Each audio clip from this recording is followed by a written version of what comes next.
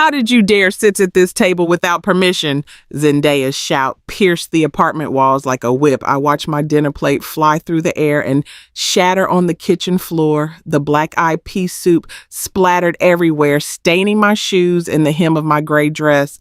My son, Kareem, clapped his hands as if watching a show. Bravo, babe. The old woman has to know her place. His words hit me harder than any hand ever could. I felt something inside me break, like a glass that had withstood years of pressure finally giving way.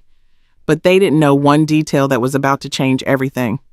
A secret I had been guarding in silence, waiting for the perfect moment, and that moment had just arrived. Let me take you back a bit. My name is Amara. I am 67 years old, and if you saw me on the street, you probably wouldn't notice me. I'm one of those women who blend right into the background. My graying hair is pulled back into a simple bun. I wear modest clothes and no flashy jewelry. For 43 years, I was the wife of Thelonious. 43 years of picking his clothes up off the floor, brewing his coffee exactly the way he liked it, and waiting up for him when he came home late. I don't complain. That's just how things were in my generation. You didn't question, you simply did what you had to do. Thelonious wasn't a bad man, but he wasn't particularly good either. He was an ordinary man. One of those who came home, tired from work, sat in front of the television, and expected dinner to be ready. We had one child, Kareem, my only son, the boy for whom I gave up my dreams, my job as a secretary, my whole life. I believed I was doing the right thing. I believed that being a mother meant giving everything up. My life was small, but it was mine. We lived in a modest home on the outskirts of the city. Not luxurious, but it had a yard where I grew tomatoes and fresh herbs. I liked to sit out there at sunset when the light painted everything orange and the air smelled of damp earth. I would read old paperbacks I bought at flea markets, sipping chamomile tea from a chip mug that had belonged to my mother. Those were moments of silence and peace. No one asked anything of me. No one expected anything from me. I simply existed, and that was enough. Kareem got married 3 years ago. He met Zendaya at his job, and from the very first moment, I knew that woman didn't want me around. I saw it in her eyes during the wedding, a cold, calculating look. But I stayed silent. I always stayed silent. It's what I had done my whole life. I thought that with time, things would get better, that we would find a way to get along. I was wrong. After the wedding, their visits became increasingly rare. Kareem always had an excuse. We're busy, Mom. Zendaya isn't feeling well. We have plans. I nodded, smiled, and said I understood, but the nights grew longer and the silence in the house heavier. I would make dinner for two and end up eating alone, saving the rest in the refrigerator, hoping my son would stop by. He never did. Then Thelonious died. It was sudden, a heart attack in his sleep. I woke up one morning and he was gone. Just like that. No warning, no goodbyes. Suddenly I found myself completely alone in that house, which instantly seemed too big, too empty. The first few days were the worst. I walked through the rooms expecting to hear his voice, the sound of his footsteps, but there was nothing, only silence, a silence that ached in my bones. Kareem came to the funeral. He stayed for exactly 2 hours. Zendaya didn't even get out of the car. She claimed she had a migraine. Weeks went by after that without a word from him. I called several times, leaving messages. Nothing. It was as if my son had disappeared along with his father. One night, sitting in the kitchen with a cup of cold tea in my hands, a terrible realization hit me. I was utterly alone in the world. I had no siblings. My parents had passed away decades ago. My childhood friends had drifted apart over the years. I only had Kareem, and Kareem didn't want me. That truth slammed into my gut like a punch. It hurt so much that I had to grab the edge of the table to keep from falling. I cried that night. I cried harder than I had in years. I cried for Thelonious, for my solitude, for the lost years. But most of all, I cried for my son, the boy I had held in my arms, the one I had nursed when he had a fever, the one I had hugged when he had nightmares. That child no longer existed. In his place was a man who saw me as a burden, as something to be discarded. That's when I made the decision that would change everything. I thought that if I had something valuable to offer, maybe my son would want me back. Maybe he would see me, hear me, and let me be a part of his life.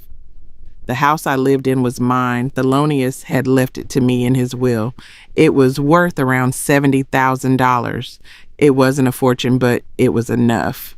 I called Kareem and proposed a plan. I would sell my house, and with the money, we would buy a larger condo where we could all live together as a family. He and Zendaya would have their space, and I would have mine. It would be perfect. For the first time in months, my son sounded excited. "You would really do that, Mom?" His voice was different, almost tender. "Of course, son, I would do anything for you." And I meant it. I would have given my life for him without a second thought. The process of selling my house was more painful than I imagined. Every room held memories.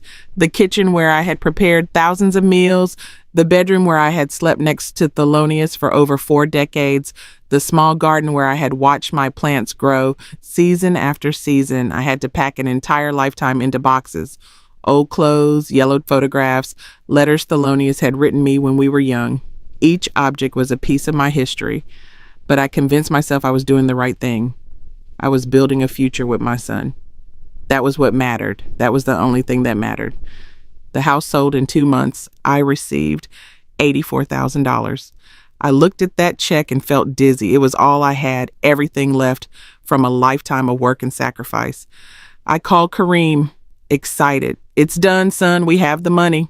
He came that same afternoon with Zendaya. It was the first time she had ever stepped inside my house. She walked through the rooms with an expression of contempt, touching things as if they were trash. "What an antique place," she said, looking at the cream-colored curtains I had sewn myself. "It smells old." I swallowed. I smiled. I didn't say a word. Kareem hugged me. "Thanks, Mom. This means so much to us." But his eyes weren't looking at me. They were looking at the check I held in my hands. We went apartment hunting together. Zendaya chose. Kareem nodded. And I kept silent. That was our new dynamic. We visited at least 15 different places. They were all too expensive, too small, or Zendaya simply didn't like them. "I need space," she would say. "I can't live in a cramped place. I feel smothered." Finally, we found a condo in a modern high-rise in Midtown. 3 bedrooms, 2 bathrooms, a spacious kitchen with new appliances, and an open-concept living and dining area. The windows overlooked the city skyline. It cost $85,000. It was almost all my money. "It's perfect," Zendaya said with a smile. It was the first time I had ever seen her smile. Kareem looked at me. "What do you think, Mom?" I looked at the apartment. It was nice. I couldn't deny that. Bright, clean, new. "If you two like it, I like it too," I replied. And just like that, I sealed my fate. We went to the attorney's office to sign the papers. The lawyer was an older man named Isaiah with thick glasses and a tired voice. He read all the documents aloud. I was nervous. I had never done anything like this alone. It had always been Thelonious who handled these things. "Mrs. Dubois, this condo will be registered under Zendaya's name," he interrupted. "My name and my husband's, of course," she corrected. I froze. The lawyer looked at me. "Are you in agreement with this, ma'am? It is your money that is paying for the property." Kareem took my hand. "Mom, it's just a technicality. We're family. It doesn't matter whose name is on it, right?" I squeezed my fingers. I felt a knot in my throat. Something inside me screamed that this was wrong, but I looked into my son's eyes and saw the boy he had been, the boy who needed me. "It doesn't matter," I whispered. "Put their names on it." The lawyer frowned. "Ma'am, I strongly urge you to reconsider this decision. If the condo is not in your name, you will have no legal rights to the property." Zendaya let out a dry laugh. "Are you implying that we would do something wrong to my husband's mother? How disrespectful." Kareem stood up. "I think we should find another lawyer, someone who doesn't insult my family." Isaiah held up his hands. "I am not insulting anyone. I am simply doing my job, protecting my client's interests." I felt caught between 2 fires. I didn't want any trouble. I didn't want my son to be angry with me. "It's fine," I said, my voice trembling. "I'll sign whatever they say." The lawyer sighed. As you wish, ma'am, but first, I need you to sign this additional document. It is an acknowledgement that you are voluntarily donating the money and understand that you will have no rights to the property. I signed. My hand trembled so much that the signature came out illegible. But I signed. I handed over the check. I watched the lawyer process everything. When we finished, Zendaya had a huge smile on her face. Kareem kissed me on the forehead. You're the best mom in the world. His words should have made me happy, but I felt empty, as if I had just given away something more than money, as if I had just given away my dignity, my future, and my security. We left the lawyer's office in silence. Zendaya walked ahead, reviewing the papers with satisfaction. Kareem walked beside me. Everything is going to be fine, Mom. You'll see. We're going to be a happy family. I nodded. I wanted to believe him. I clung to that promise like a shipwrecked sailor clings to a piece of driftwood in the middle of the ocean. But the lawyer, Isaiah, stopped me at the door. He waited for Zendaya and Kareem to exit. Mrs. Dubois, he said softly, here's my card. If you ever need help, call me. What you just did is very dangerous. You are left with nothing. I took the card, tucking it into my purse. Thank you, but it won't be necessary. I trust my son. Isaiah shook his head. I hope so, ma'am. I truly hope so. I left the office with a weight on my chest, a dark premonition I couldn't explain, but I ignored it. I got into the car with Kareem and Zendaya. They were laughing, making plans, talking about the future. I stared out the window, watching the city pass by, wondering if I had just committed the biggest mistake of my life. The move was quick. I didn't have much to bring. A few boxes of clothes, my books, my mother's chip mug, old photographs. Everything fit into the trunk of Kareem's car. Zendaya and he, on the other hand, arrived with a moving truck full of new furniture, base-colored leather sofas, a huge dark wood dining table, a giant television, modern lamps, and abstract paintings that I didn't understand, but which, according to Zendaya, were contemporary art. I watched them unload everything and felt like I was entering someone else's house, not my home. Where do you want me to put your stuff, Mom? Kareem asked, pointing to my boxes. Wherever there's space, son. He carried them to the smallest bedroom, down the hall, a room with no windows, opening only to the building's ventilation shaft. I could hear the constant humming of the pipes. I unpacked my things in silence. I hung my clothes in the small closet. I placed my books on a shelf. I put Thelonious' photograph on the bedside table. I looked around. The walls were white, cold, and empty. There was nothing personal, nothing that said this was my space. I sat on the bed and took a deep breath. It's temporary, I told myself, just until we all get used to it. But something in my chest tightened, an anxiety I couldn't name. I left the room and walked through the condo. Zendaya was organizing the kitchen, arranging plates, glasses, and pots. Everything new, everything shiny. Do you need help? I asked. She didn't even turn to look at me. No, I have everything under control. Her voice was sharp and dry. I stood in the kitchen doorway, not knowing what to do. Kareem was in the living room connecting the television.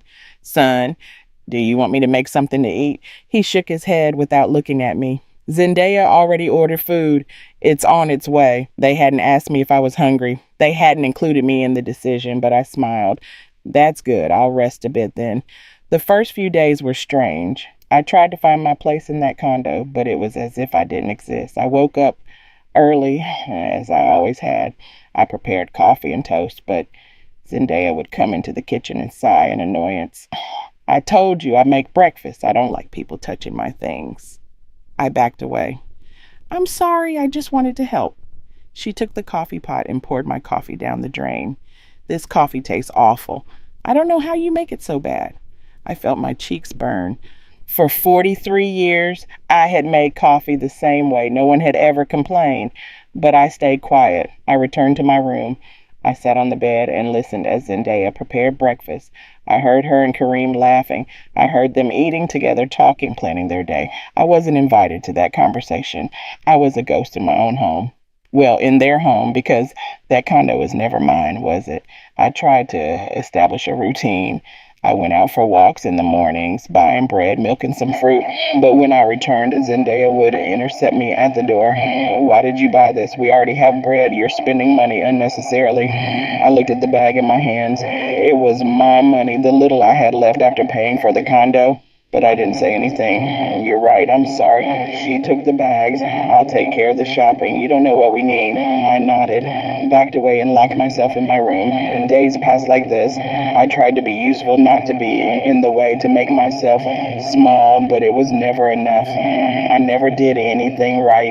If I washed the dishes, I did it wrong. If I cleaned the floor, I left streaks. If I folded the clothes, I didn't fold them the way Zendaya liked.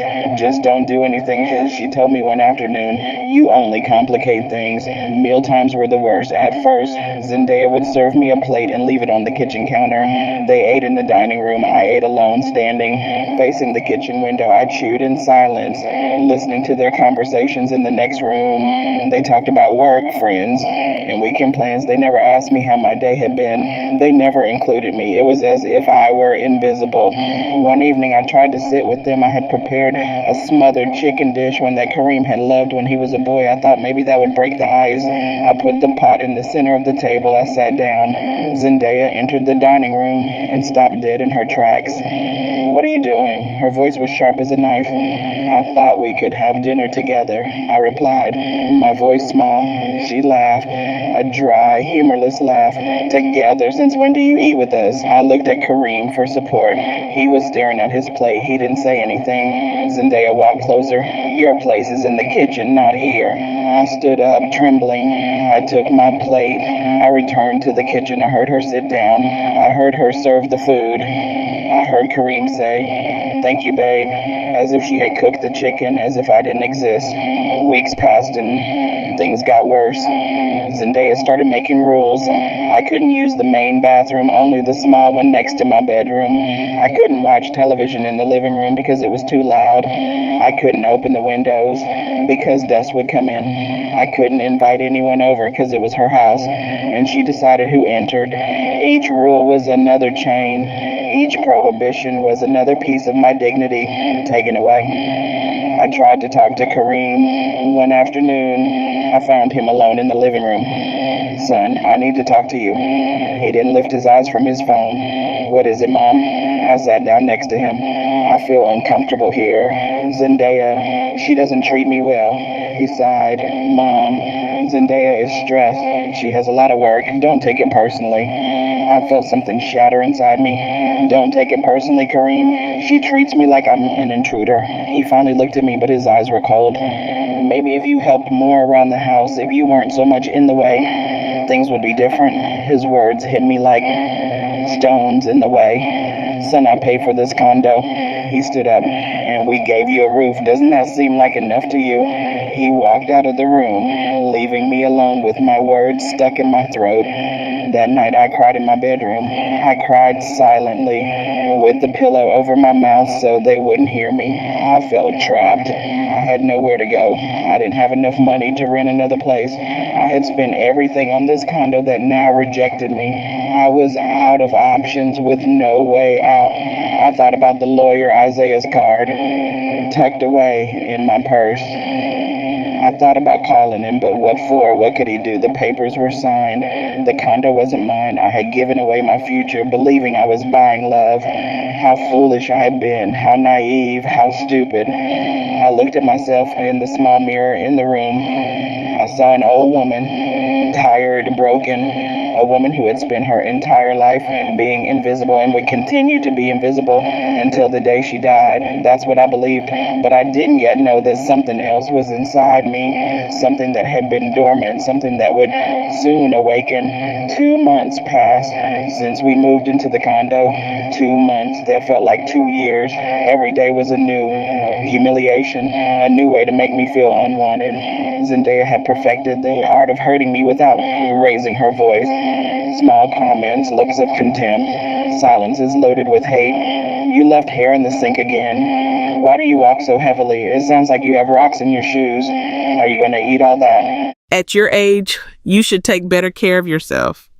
Every sentence was a drop of poison, and I absorbed them one after another until I felt like I was drowning. I stopped leaving my room more than necessary. I woke up, went to the bathroom, and came back. I waited for them to leave before going to the kitchen. I ate quickly, washed my plate, and locked myself back in. My world had shrunk to 4 white walls and an uncomfortable bed. I read the same books over and over because I didn't have money to buy new ones. I looked out the small window facing the ventilation shaft and saw only darkness.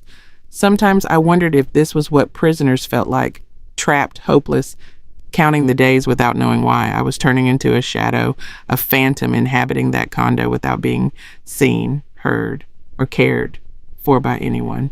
One morning I dared to use the washing machine. I had weeks of dirty laundry piled up. I waited for Zendaya to leave for work. I went down with my basket and put the clothes in the machine. It was halfway through the cycle when I heard the apartment door open. Zendaya had returned. I heard her heels clicking on the floor. She was getting closer. My heart pounded fiercely. She appeared at the laundry room door with her arms crossed. "What are you doing?" Her voice was dangerously calm. "I'm washing my clothes." She walked up to the washer, opened it, pulled out my soaking wet clothes, and threw them onto the floor. I had already planned to wash today. Now you'll have to wait. I looked at my clothes on the floor, drenched and covered in soap. But it's halfway through the cycle. She interrupted me. "I don't care. This is my washer, my condo, my rules." I picked up my clothes from the floor with trembling hands. The water soaked my shoes. I went upstairs, carrying my basket, leaving a trail of drops all the way.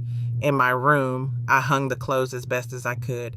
They dried stiffly with dried soap stains, but I didn't dare go back down. Weekends were especially difficult. Zendaya would invite friends over to the condo.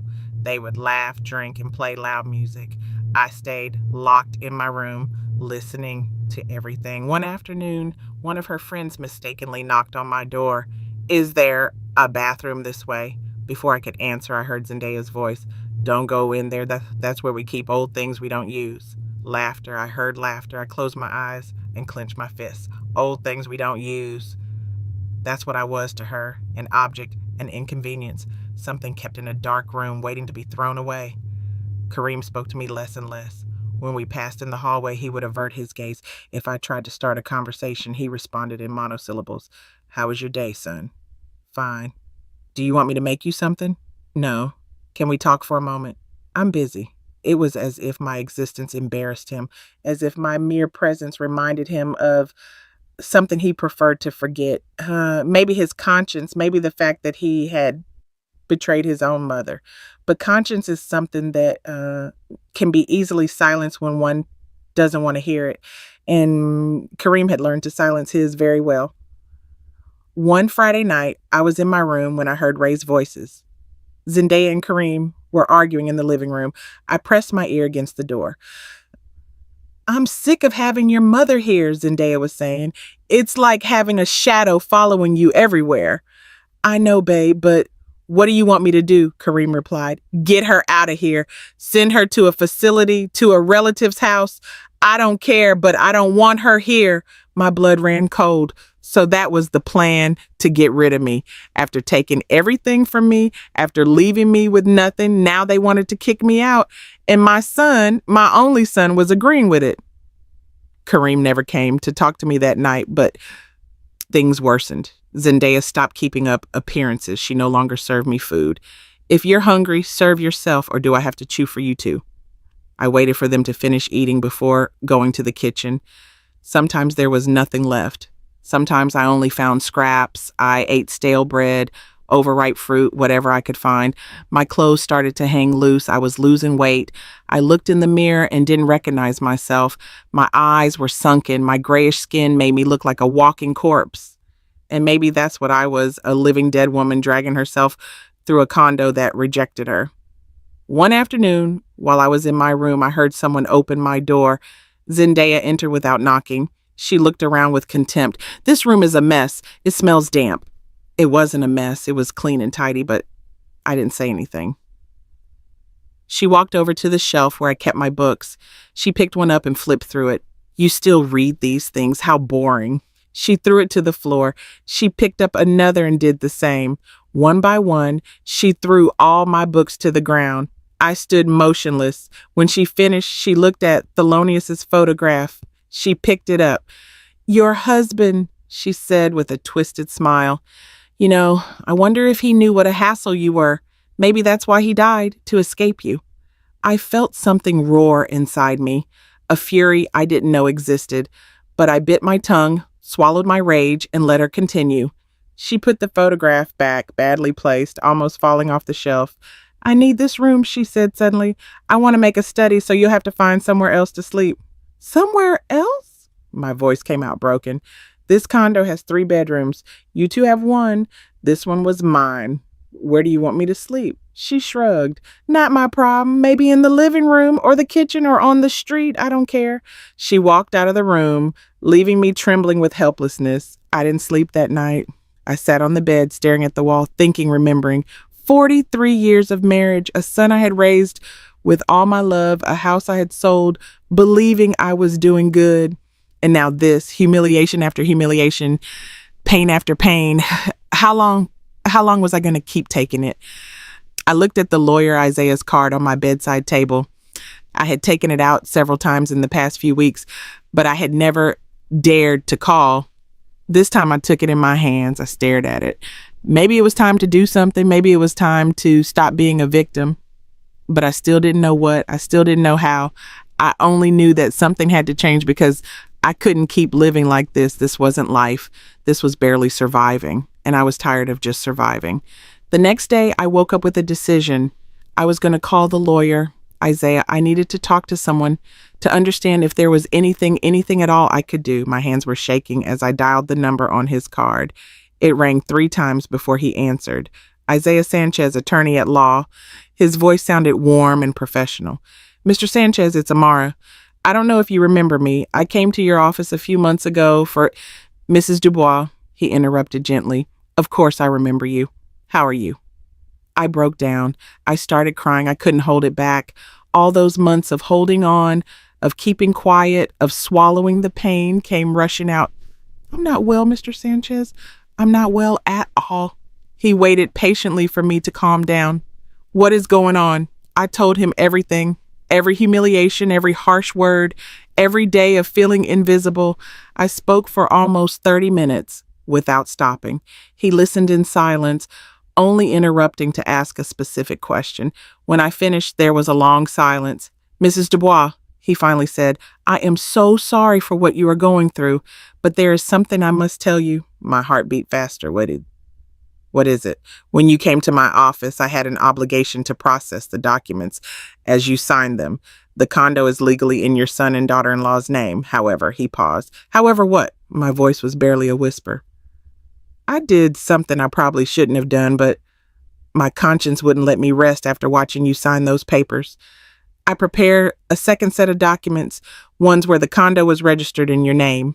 I signed them as a witness and kept them. They don't have legal validity without your signature, of course, but I have them in case you ever needed them. I couldn't believe what I was hearing. Are you saying what?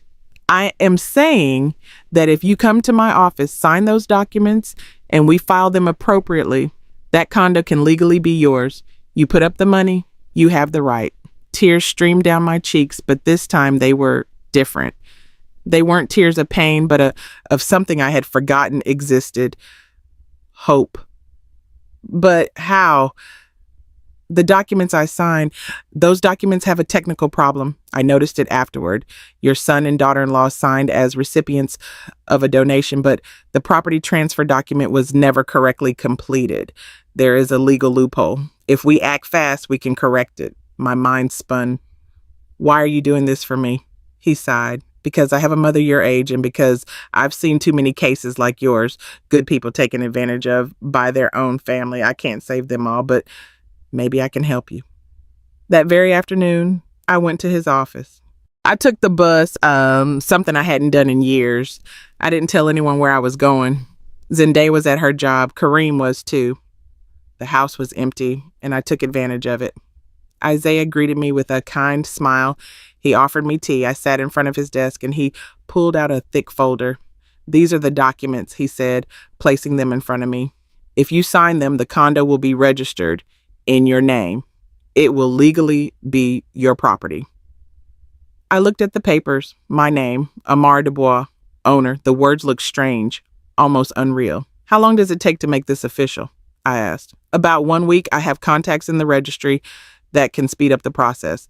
I took the pen, holding it over the paper. I thought of Kareem, the boy he had been, all the nights I had stayed up caring for him when he had a fever, the years I had dedicated to raising him, loving him, giving him everything I had. What if I regret it? I asked suddenly. Isaiah looked at me with compassionate eyes. Then you don't sign and everything stays as it is. But, Mrs. Dubois, let me ask you something. Does your son treat you with respect? I shook my head. Does your daughter-in-law value you? I shook my head again. Are you happy in that condo? The tears started again. No, I feel like I'm slowly dying. He nodded. Then you already have your answer. I signed every page, every initial, every line that required my name. When I finished, Isaiah carefully took the documents. Now, let me do my job. I will call you in 1 week. In the meantime, do not say a word to anyone. Understood? I nodded. How much do I owe you for this? He shook his head. Nothing. This isn't about money. This is about justice. I returned to the condo feeling different, light, as if a huge weight had been lifted from my shoulders. I slipped in stealthily. The house was silent. I went into my room and sat on the bed. For the first time in months, I smiled, a small, almost imperceptible smile, but real. I had a secret, a powerful secret, and for now, that secret was mine alone. The following days were strange. I continued my usual routine. I stayed locked in my room, ate the scraps, and endured Zendaya's hurtful comments. But something had changed inside me. Every time she insulted me, I thought, wait, just wait. Every time Kareem ignored me, I told myself, it won't be much longer. It was like being in a movie where I was the only one who knew the ending, and the ending was going to be glorious. Zendaya noticed something different about me, although she couldn't identify what. Why are you smiling? She asked one morning when she found me in the kitchen. Smiling? I replied, plain dumb. Yes. Oh, you look weird. Are you okay in the head? I shrugged. I'm just in a good mood. She narrowed her eyes suspiciously. Well, I don't know why. You have nothing to be happy about. She left the kitchen, leaving me alone. I kept smiling because she didn't know, because no one knew, and that was my power. The silence was no longer her weapon. It was my strategy.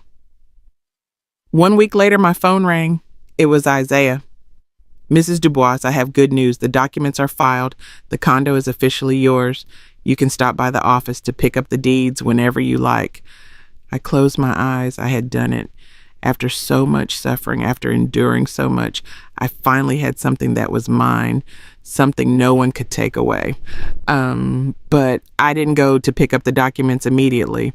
I waited, I observed, I studied my enemies like a general studies the battlefield before an attack. Zendaya was becoming increasingly cruel. It was as if she sensed she was losing control over me, and that infuriated her. Why don't you cry anymore? She asked one afternoon. You used to cry all the time. What changed? I looked her directly in the eyes.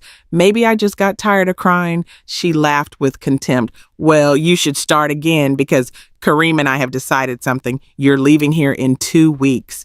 We've already found a facility that can take you. It costs $300 a month. You'll have to figure out how to pay for it with your Social Security. My Social Security check was $450. If I paid for the facility, I would be left with $150 for food, medicine, and everything else. It would be a return to absolute poverty, but I didn't flinch. I understand, I simply said. She seemed disappointed by my lack of reaction. That's all you're going to say? What do you want me to say? I don't know. I thought you would beg, cry, make a scene. I shook my head. No, if that's what you've decided, I accept it. Zendaya looked at me with a mixture of confusion and frustration. She wanted to see me broken. She wanted to see me destroyed, but I remained calm, serene. That night, alone in my room, I pulled out Isaiah's card. It was time. Tomorrow would be the day. Tomorrow, this nightmare would end. But it wouldn't end with pleas or tears. It would end with the truth, with legal documents, with the justice I had been waiting for months. I lay in bed and slept soundly for the first time in a long time. I dreamed of my garden, the smell of damp earth, and the sunset painting everything orange. I dreamed of freedom. And when I woke up, I knew that dream was about to come true. My whole life, I had been invisible. My whole life, I had been the one who kept quiet, the one who endured, the one who accepted. But even the quietest woman has a limit, and I had just reached mine. Zendaya and Kareem had played with me as if I were a doll with no will of my own. They had taken my money, my dignity, and my peace, but they made a mistake, a fatal mistake. They underestimated the old woman. They thought I was weak. They thought I was foolish. They thought they could crush me without consequences. They were about to discover how wrong they were. And I was ready, more than ready. I was eager because after months of being the victim, it was finally my turn. My turn to speak, my turn to act, my turn to show them who really held the power. And I wasn't going to waste this opportunity, not after everything I had suffered. Tomorrow would be the day of reckoning, and I would be the judge. The day came faster than I expected. Zendaya had organized a dinner party at the condo. She had invited some friends from work. She wanted to show off her perfect home, her perfect life. I, of course, was not invited to sit with them. I was supposed to stay in my room, invisible as always, but tonight was going to be different. Tonight, everything would change. I prepared my clothes carefully. I put on a dark green dress from my better days. I brushed my hair and pinned it up with dignity. I looked in the mirror, and for the first time in months, I saw something more than a broken woman. I saw strength. I saw determination. I saw someone who was ready to fight. I left my room when I heard voices in the dining room. Zendaya was laughing loudly. Her friends joined in. Kareem was serving wine. The smell of expensive food filled the condo. Food they had surely ordered from some fancy restaurant. Food I never tasted. I stood in the dining room doorway. No one saw me at first. They continued talking, laughing, and enjoying themselves. Then I took a step forward and another until I stood right in front of the table. Zendaya was the first to notice me. Her laughter froze. "What are you doing here?" Her voice was low and menacing. "I live here," I replied calmly. "Go to your room. We have company." I shook my head. "No, not this time. I'm not leaving." Her friends looked at me with curiosity. Kareem stood up. "Mom, please don't make a scene." "A scene?" I repeated. "Like the scenes you two have made me live through all these months." The silence became heavy and awkward. Zendaya gripped her wine glass so tightly, I thought she would break it. "Kareem, get your mother out of here." He approached me, like, "Mom, come on, we'll talk later." I looked into his eyes, those eyes that once looked at me with love. Now there was only irritation, annoyance, as if I were a problem to be solved. "No," I said firmly, "I'm not leaving. In fact, I'm going to sit down." And I did. I pulled out a chair and sat at the table. Zendaya stood up so fast her chair almost fell over. "How did you dare sit at this table without permission?" Her scream echoed throughout the condo. Her friends looked at the scene with wide eyes. One of them mumbled something about leaving, but Zendaya wasn't paying attention to them. She was completely focused on me. She grabbed my plate, the empty one in front of me, and hurled it to the floor. The sound of the plate shattering was deafening. Pieces scattered everywhere. I didn't move. I stayed seated, staring at her. "Bravo, babe!" Kareem yelled, clapping his hands. "The old woman has to know her place." His words pierced me like knives, but they didn't disarm me. Quite the opposite. They gave me the final push I needed. I stood up slowly. Zendaya was looking at me with a triumphant smile. She thought she had won. She thought she had broken me again. How wrong she was. I took a deep breath, and then, in a voice I didn't recognize as my own, a voice that was firm and powerful coming from the deepest part of my being, I shouted, "Now get out of my condo." The silence that followed was absolute. No one moved. No one breathed. Zendaya blinked, confused. "What did you say?" I said, I repeated, slower, savoring every word, "Get out of my condo." Kareem laughed nervously. "Mom, I think your age is catching up with you. This isn't your condo." I took the documents I had picked up that afternoon from the lawyer's office out of my purse. I calmly unfolded them and placed them on the table. "Are you sure about that?" Zendaya picked up the papers and read them. Her face went from furious red to pale white in a matter of seconds. This can't be real. Oh, it's very real, I said. This condo is registered in my name. It always was. Well, officially for the last week, but the money that paid for it was mine, and now I have the documents to prove it. Kareem snatched the papers from Zendaya's hands. He read them once, twice, 3 times. But you signed. We signed. This makes no sense. It makes all the sense in the world, I replied. It turns out the documents you signed had irregularities. The lawyer was kind enough to help me correct them. And now, legally, this place is mine. Only mine. Zendaya's friends got up uncomfortably. I think we should go, one of them said. Yes, we better leave, added another. They quickly exited, murmuring among themselves. They left Zendaya and Kareem alone with me. The power had shifted, and we all knew it. Zendaya lunged toward me. This is a trick. It's illegal. We'll sue you. I stood my ground. Sue me if you want. I have all the documents in order. An attorney has already reviewed them. You don't have a case. Kareem collapsed into a chair. He looked like he had just seen a ghost. Mom, why? Why would you do this? I looked at him with a mixture of pain and disappointment. Why? You asked me why? My voice was trembling now. Not from fear, but from emotion held back for too long. Because you treated me like trash, because you humiliated me every single day, because you took my dignity, my peace, and my reason for living, because I stopped being your mother to become your slave. And you know what the worst part is, Kareem? You did it with a smile. You enjoyed watching me suffer. He opened his mouth to answer but found no words. Zendaya, on the other hand, didn't stay quiet. You can't kick us out. Where are we supposed to go? Not my problem, I replied using the exact same words she had once said to me. Maybe a hotel or with your family or on the street. I don't care. Zendaya looked at me with pure hatred. You are a witch, a bitter, vengeful old woman. Maybe so, but I'm an old woman with a condo in my name, and you two are opportunists without a roof over your head. So if anyone here should be worried, it's not me. Kareem stood up and walked toward me. For a moment, I thought he was going to hit me. I instinctively backed away. Kareem, I warned, don't come closer, but he kept advancing. You can't do this. We're your family. Family? My voice cracked. You called me family while you made me eat scraps? You considered me family when you forced me to sleep in a room without windows? Was I your family when you clapped as your wife humiliated me? He didn't answer because he had no answer. He knew I was right. Zendaya started pacing like a caged animal. There has to be something we can do, some way to reverse this. There isn't, I said firmly. I already spoke with my attorney. The documents are legal and irreversible. This condo is mine, period. Suddenly she stopped. A strange smile appeared on her face, a smile that gave me a bad feeling. You're old, she said slowly.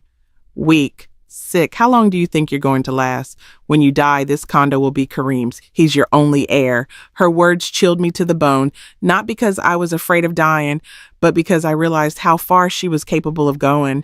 I realized that if I stayed alone in that condo with them, my life was in danger. That's exactly why, I replied. I already talked to my attorney about changing my will. If anything happens to me, this condo will go to a charity foundation. Kareem won't receive 1 single cent. Kareem's face crumbled. You would do that? You would disinherit me? I already did. I lied, though it was actually my very next step. I signed the papers this morning. He fell to his knees, literally fell to his knees in front of me. Mom, please forgive me. I didn't know what I was doing. Zendaya pressured me. She manipulated me. I love you, Mom. I've always loved you. I looked at my son kneeling on the floor, and I felt nothing, no pity, no love, not even hatred, only a huge void where maternal affection had once existed. It's too late, Kareem. Far too late, Anish. Zendaya pulled him by the arm. Get up. Don't humiliate yourself in front of this woman. But he wouldn't move. He was crying. Real tears ran down his cheeks. Please, Mom, give me a chance. I'll be better, I promise. You had months of chances, I told him. Every day you watched me suffer was a chance to be better, and you didn't take it even once. I turned to walk away.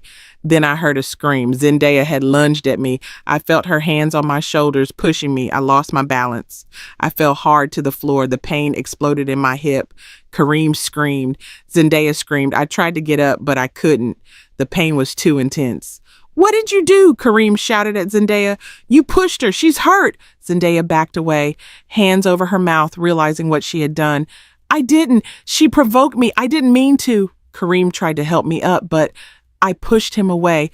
"Don't touch me." I managed to stand up by leaning on the wall. Every movement was agony. "It's over," I said through clenched teeth. "I'm calling the police. Now." I took out my phone with trembling hands. The pain in my hip was unbearable, but the adrenaline kept me standing. I dialed 911. Zendaya lunged toward me, trying to snatch the phone. "Don't you dare!" she yelled, but Kareem stopped her. "Enough, Zendaya. Look what you did," the operator answered. 911, what's your emergency?" My voice came out strained and painful. "I was assaulted in my home. I need help and an ambulance. I think I broke something." I gave the address. The operator told me help was on the way, not to hang up and to stay on the line. I slid down the wall until I was sitting on the floor. I couldn't keep standing. The pain spread throughout my leg. Zendaya was pacing like a caged animal. "This is your fault. Everything is your fault, you devil old woman. If you hadn't pulled that dirty trick with the papers, none of this would have happened." "My fault?" I looked up at her from the floor. "My fault is getting back what was mine? My fault that is stopping being your slave?" She crouched down in front of me, her face inches from mine. "Your fault is being an idiot who didn't know when to keep quiet. You could have lived here peacefully, but no. You had to pull your stunt, and now look." She pointed at my leg. "This is just the beginning of what you deserve." A chill ran down my spine. This woman was dangerous, truly dangerous. Kareem was sitting on the sofa, his head in his hands. "They're going to arrest you, Zendaya. You pushed her. There's evidence." She laughed, a hysterical, humorless laugh. "Evidence? What evidence? She fell by herself. She was weak, old. She tripped, right, Kareem?" She looked at him with threatening eyes. "Say she fell by herself." He lifted his head. For the first time in months, I saw something in his eyes that wasn't cowardice. It was fear, but it was also something more. Maybe conscience, maybe regret. "I won't lie," he said, his voice trembling. "I've lied enough. I've hurt my mother enough. I can't keep doing this." Zendaya looked at him with disbelief. "What are you saying?" "I'm saying," he stood up facing her, "that you pushed her. I saw it. And if the police say, I'm going to tell the truth." She backed away as if she had been slapped. "You're going to betray me after everything we've built together?" Kareem shook his head. "We didn't build anything, Zendaya. We destroyed my mother. We destroyed whatever decency I had left, and I can't take it anymore." Sirens could be heard in the distance, getting closer. Zendaya panicked. She ran toward the door. "I'm not staying here for this." But Kareem blocked her way. "You're not going anywhere. You're going to face what you did." She tried to push him, but he was stronger. He held her arms. "Let me go. You're hurting me." "Like you hurt my mother for months," he replied. His words sounded tired and defeated, as if he were finally waking up from a nightmare. The siren stopped in front of the building. I heard hurried footsteps on the stairs. Knocks at the door. "Police! Oh, open the door!" Kareem released Zendaya and went to open it. 2 officers entered, a man and a woman, followed by 2 paramedics. The female officer saw me on the floor and knelt beside me. "Are you the one who called?" I nodded. "She pushed me up." I pointed at Zendaya. "She attacked me in my own home." The male officer approached Zendaya. "Is this true, ma'am?" She shook her head frantically. "No, no, no. She fell down. She's old. She tripped. I didn't do anything." The officer looked at Kareem. "What did you see?" Kareem closed his eyes. He took a deep breath, and when he opened them, I finally saw my son, the man he should have been all along. "My wife pushed her. I saw it. My mother didn't trip. Zendaya attacked her because she's furious that this condo legally belongs to my mother." The officer nodded. "Understood."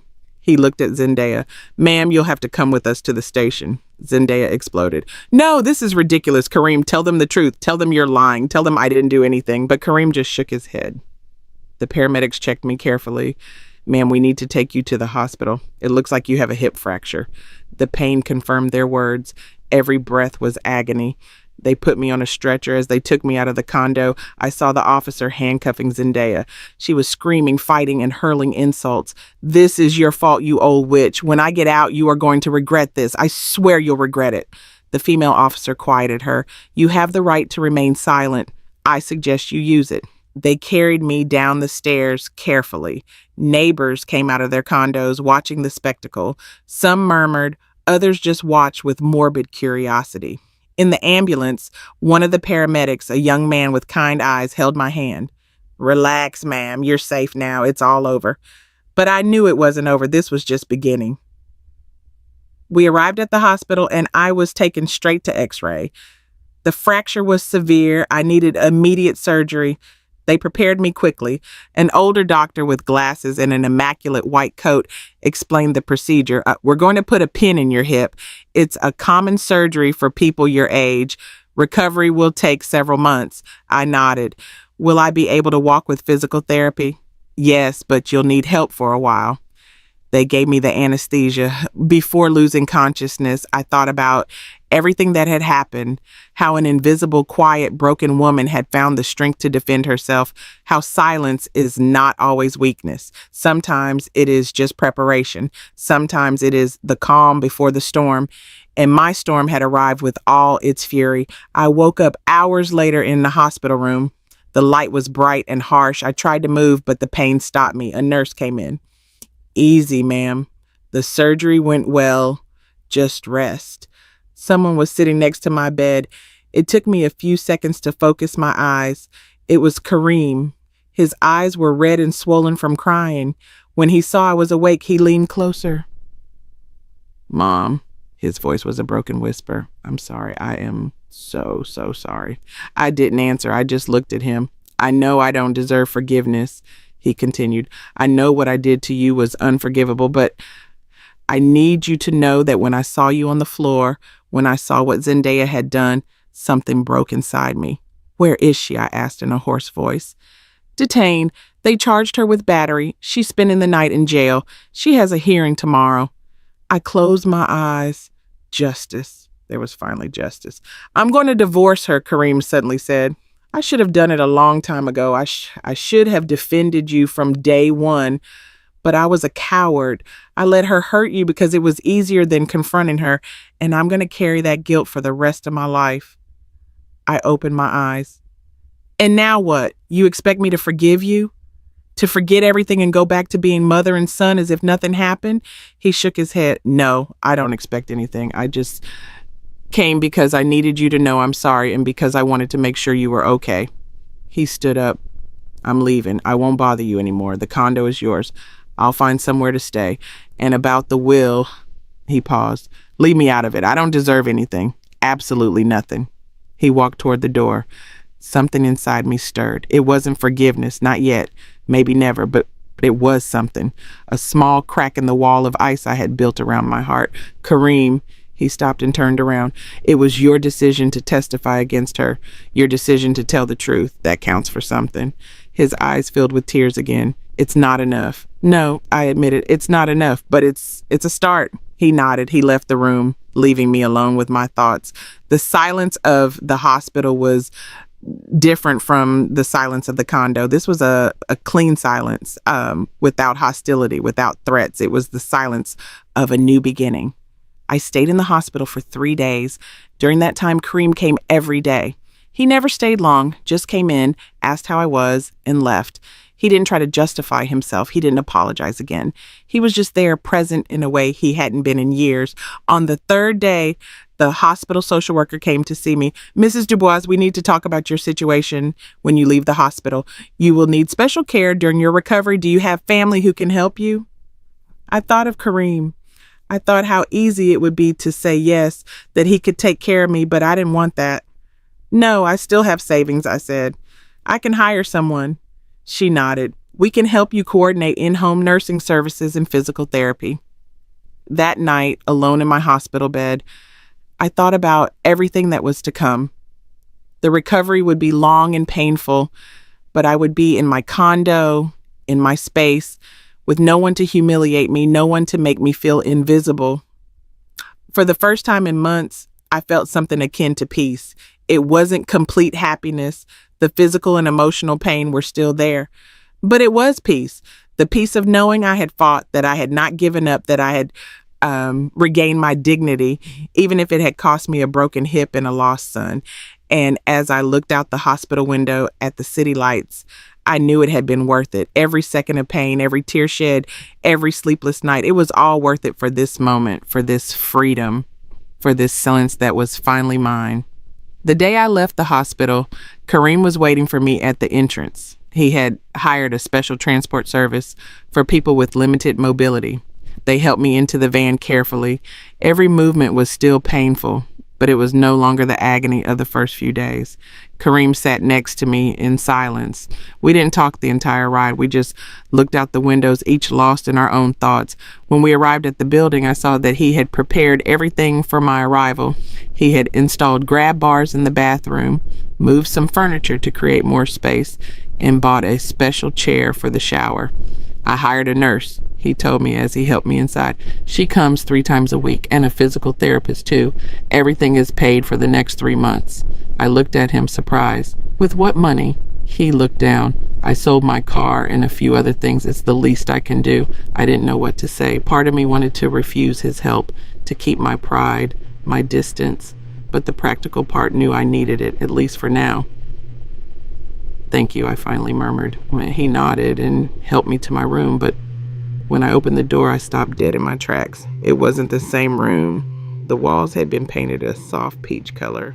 They had installed a new window that faced the outside, not the ventilation shaft.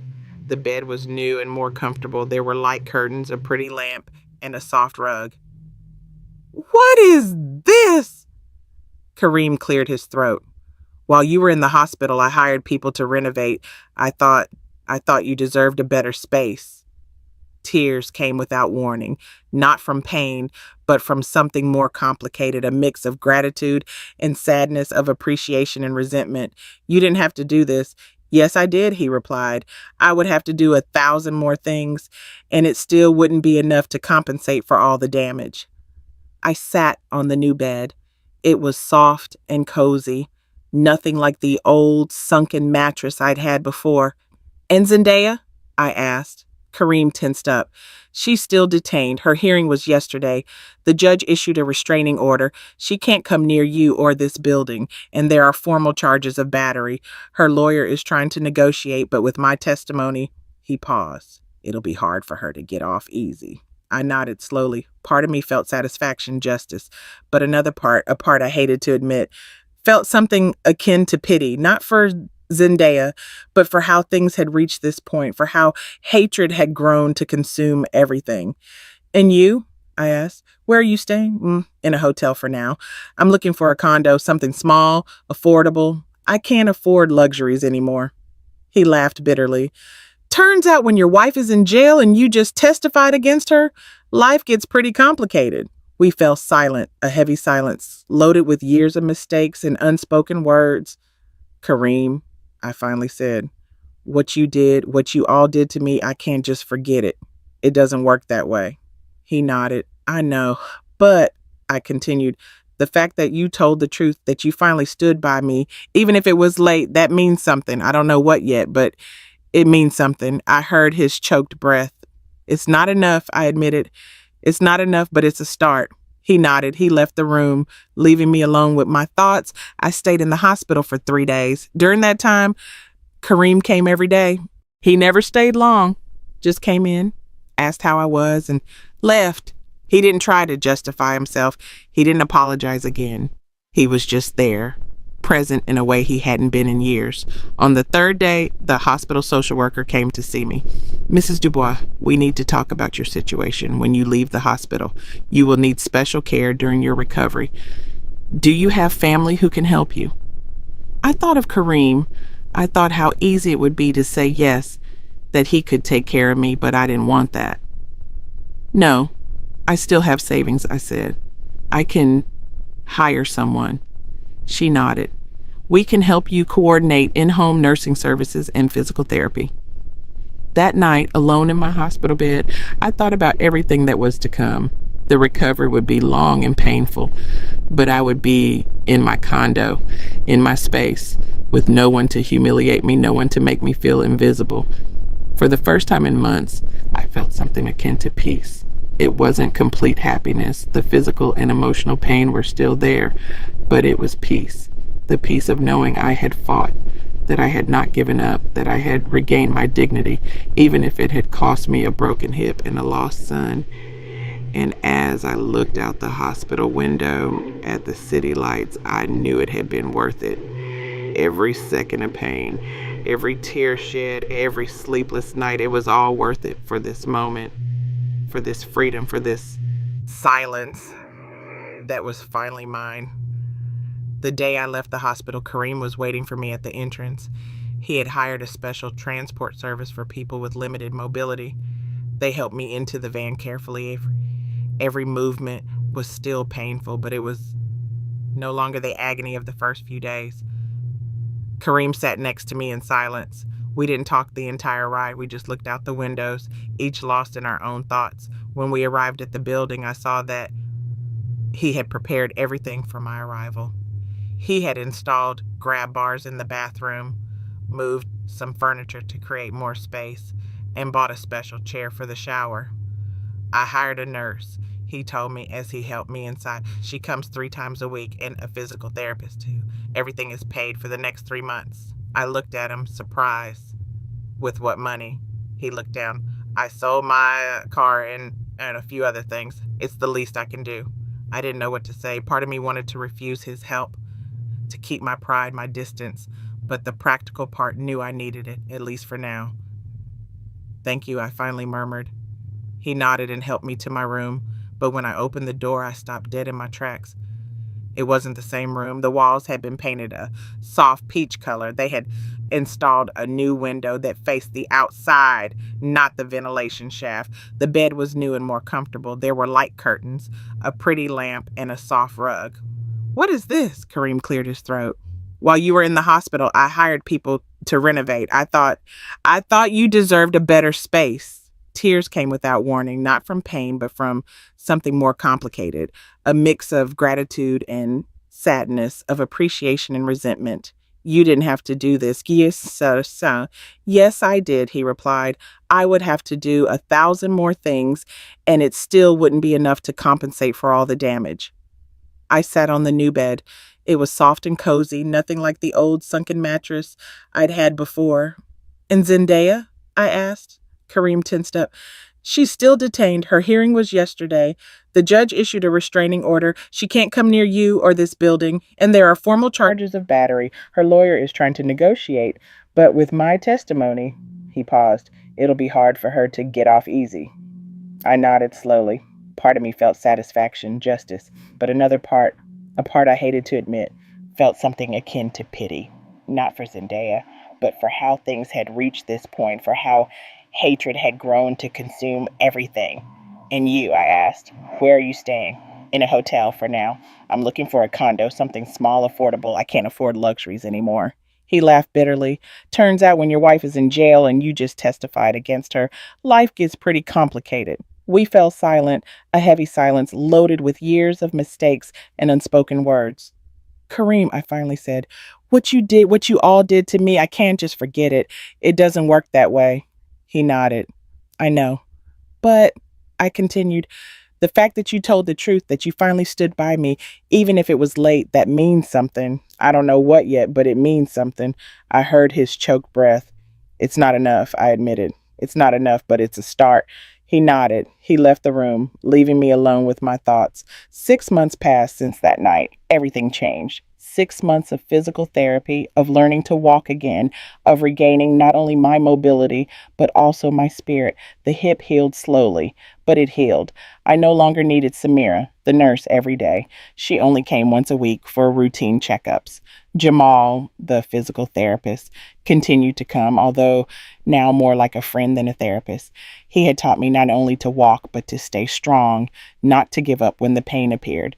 The pain always comes, Mrs. Dubois, he had once told me. The important thing is how we respond to it, whether we stay in bed or get up and keep going. Kareem kept his promise. He came twice a week, always calling ahead. He never stayed more than an hour. At first, the conversations were awkward and forced. We talked about the weather, superficial news, anything but the past. But over time, the words began to flow more naturally. He told me about his job, the small apartment he had rented, how he was learning to cook because he no longer had anyone to do it for him. I told him about my physical therapy sessions, the books I was reading, and the small container garden I had started on the balcony. Tomatoes and aromatic herbs, just like at my old house. The smell of damp earth reconnected me to who I had been before I lost my way. One spring afternoon, Kareem arrived with a box. I brought something, he said nervously. He opened it. Inside were old photographs, pictures of him as a child, pictures of me when I was young, pictures of Thelonious, pictures of birthdays, Christmases, and vacations I had forgotten existed. I found them stored in the basement of my old building, he explained. They were in a box I rescued from your house before you sold it. I thought maybe you'd want to have them. I took a photograph. It was of Kareem at 5 years old, smiling with that gap between his baby teeth. I was behind him, hugging him. Both of us happy, both of us whole. We were different then, I murmured. Yes, he sighed, said, I was different, so were you. Time changed us, but maybe, he paused, searching for the right words. Maybe we can find some of that again. Not the same, but something. We spent that afternoon looking at photographs, laughing at some memories, and crying over others. It was cathartic. It was necessary. It was the beginning of something I didn't know how to name, but which felt warm in my chest. It wasn't complete forgiveness. There were still moments when I remembered the humiliations and felt anger. There were still nights when I woke up from nightmares where Zendaya was screaming and Kareem was clapping. But those moments were becoming less frequent, and when they arrived, they no longer consumed me as before. I had learned to live with the pain without letting it define me. A week later, I dared to leave the condo alone for the first time. I walked slowly around the neighborhood. I greeted some neighbors I had never properly met. An older woman named Vivian invited me for coffee in her condo, and we talked for hours. She told me about her life, her children who lived far away, and her husband who had died 10 years ago. Solitude is strange, she told me as she poured more coffee. Sometimes it's the worst thing in the world. Other times it's a gift. It all depends on whether you're alone because you want to be or because you have no choice. Her words resonated with me. I had been alone for years, even when I was surrounded by people, because solitude is not a lack of company. It is a lack of connection. Now, living physically alone in my condo, I felt less lonely than ever because I was finally connected to myself. I had finally found myself. Vivian and I became friends. We started seeing each other regularly. She introduced me to other neighbors. We formed a small group. We played cards on Thursdays and shared food on Sundays. They were women like me, women who had lived, who had suffered, who had survived. And in their stories, I found pieces of my own. In their strength, I found inspiration to keep building my own fortress. One day, Kareem came with news. I was offered a job in another city, he said.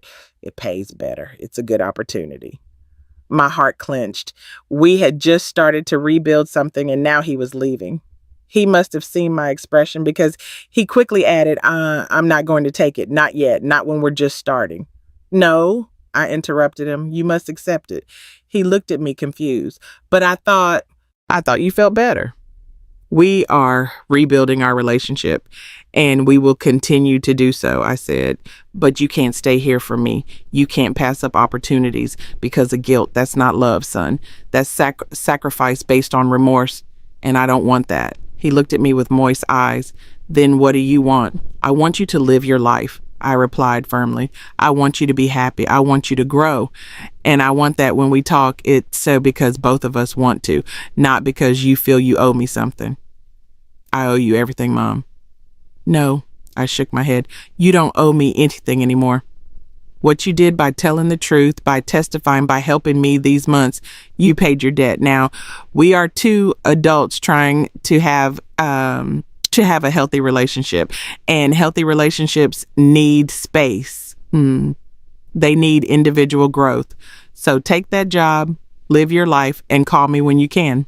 I'll come visit you when I'm stronger, or you'll come here. But don't stay out of obligation. He cried, and so did I, but they were clean tears, tears of liberation. 2 weeks later, Kareem moved. He helped me find someone who could assist me if I needed anything urgently. He left me all his contact numbers and hugged me at the door of my condo. I love you, Mom, he said. Also, I've always loved you, even if I didn't show it, even if I acted like a monster. I know, I replied. And it was true. I knew it. Love isn't always enough. Sometimes love exists even in the midst of damage. But now it was a more mature, more conscious, more real love. After he left, I sat in my living room. I looked around the condo that had almost cost me my life to reclaim, and I felt gratitude, not for the condo itself, but for what it represented. My ability to fight, my refusal to disappear, and my decision to matter. I thought about the Amara of 1 year ago, the woman who had sold her house without a second thought, the woman who had signed papers giving up everything, the woman who had accepted being invisible because she believed it was her destiny. That woman had died on the floor of this dining room when her plate shattered on the ground, and in her place, this new Amara had been born, stronger, wiser, and more complete. She wasn't perfect. She still had fear. Sometimes she still cried on some nights. She still had days when the weight of everything she had lived through threatened to crush her. But she no longer gave up. She no longer stayed quiet. She no longer made herself small to fit into the spaces others assigned her. One afternoon, 3 months after Kareem moved, I received a letter. It was from Zendaya. I held it in my hands for several minutes before opening it. Part of me wanted to throw it away without reading it, but another part, the part that had learned to face difficult things, opened it. The letter was short. Amar, I don't expect you to forgive me. I don't expect you to even read this, but I needed to write it. What I did to you was unforgivable. I was cruel, abusive, and monstrous. I have no excuses, only explanations that are useless. The therapy I was ordered to take as part of my sentence has made me see things about myself that I preferred to ignore. I am a broken person who broke another person, and that will haunt me for the rest of my life. I am not asking for forgiveness because I don't deserve it. I just want you to know that I regret every hurtful word, every humiliation, and every moment of pain I caused you. And I hope you have found peace, because if anyone in this world deserves peace, it is you. Zendaya. I folded the letter slowly and put it in a drawer. I don't know if I will ever forgive her. I don't know if it matters, because forgiveness is not something she needs from me. It is something I need to give myself. Forgive myself for having been so naive, for having trusted so blindly, for having wasted so much time being invisible. And that forgiveness was arriving little by little, day by day. I got up and walked to the balcony. My tomato plants were flowering, small yellow blossoms that would soon turn into fruit. I breathed deeply. The air smelled of damp earth and new possibilities. And I thought about everything I had learned, that silence is not always weakness, that keeping quiet can be a strategy, that waiting for the right moment is not cowardice but wisdom, that shadows also have limits, and that when you reach that limit, when you finally get tired of disappearing, you can roar. My whole life I was a shadow, but even shadows have their moment to shine in the sun, and this was mine, not because I had destroyed my enemies, but because I had saved myself, not because there was perfect vengeance, but because I had regained my dignity, not because everything was fine, but because finally, after so many years, I was fine with myself. I looked at the city from my balcony, in my condo, in my life, and smiled, a calm, deep, true smile, because I had learned the most important lesson. Sometimes staying quiet is not weakness. It is just waiting for the right moment to speak. And when you speak, when you finally use your voice after years of silence, the whole world stops to listen. And I had spoken, I had roared, and I would keep doing so for every day I had left of my life because I would never be invisible again. I would never be a shadow again. I was Amara. And finally, after 67 years, I knew exactly who that woman was. And that woman was enough, more than enough. She was whole. Did you like the story? And which city are you listening from? Let's meet in the comments. If you like the story, you can support me by sending a super thanks so I can keep bringing more stories like this. Thank you so much for your sweet support. I'm looking forward to your comments on the story. On the screen, you can see 2 new life stories that I highly recommend. There's so much more on my channel. Don't forget to subscribe. See you in the next life story with love and respect.